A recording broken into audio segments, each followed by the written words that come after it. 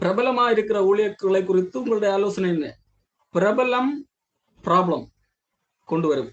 ஆகவே அந்த பிரபலத்திலே மயங்காமல் உண்மையிலே வேதாகமம் என்ன சொல்லுகிறதோ அந்த வேதாகமம் சொல்லுகிறபடி ஊழியம் செய்யுங்கள்.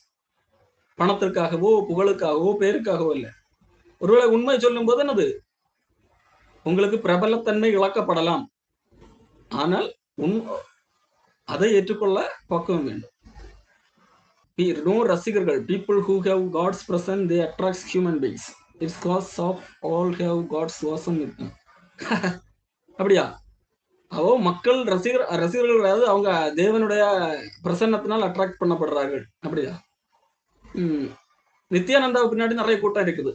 அவர்களும் அப்போ அதுவும் அவங்க காட் அட்ராக்ஷனா?